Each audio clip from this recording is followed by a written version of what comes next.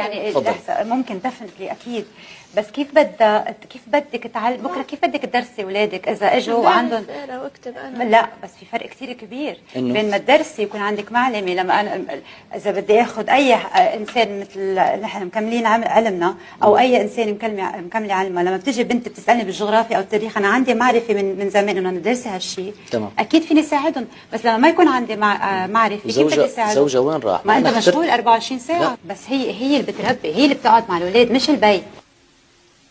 بداية الأستاذة رانيا برغوث المحترمة، السلام عليكم ورحمة الله وبركاته.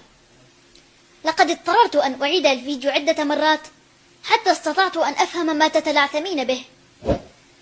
نحن الآن لسنا بصدد أن نشرح لك أصول البلاغة والبيان، ولسنا بصدد أن نشرح لك أصول الخطاب الإعلامي الذي أنت بعيدة عنه بعد السماء عن الأرض، فليس لدينا وقت لذلك.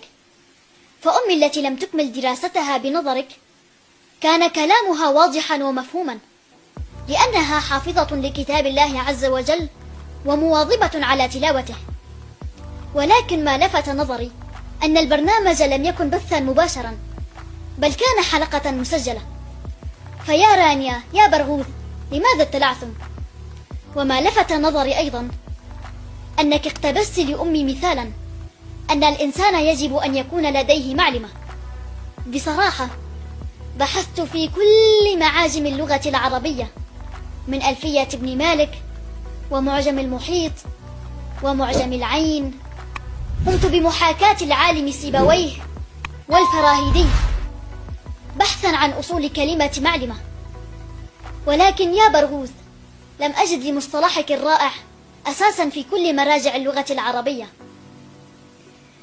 لنفرض أن كلمة معلمة التي قلتها قصدت بها معلومة، ومن سوء حظك أنك قلت أنه يجب أن يكون لديها معلومة في التاريخ.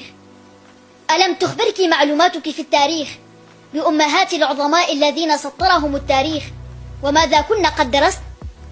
ألم تخبرك معلوماتك الغزيرة بأم الشافعي وأم ابن حيان وأم الرازي وأم الخوارزمي؟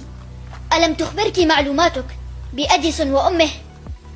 أكتفي بهذا القدر من الإيضاح ومن ممارسة حقي بالرد عليك إعلاميا. أنا الأيسر إيمان حمد، الفائز بالمركز الأول بفضل من الله في مسابقة تحدي القراءة العربي سوريا.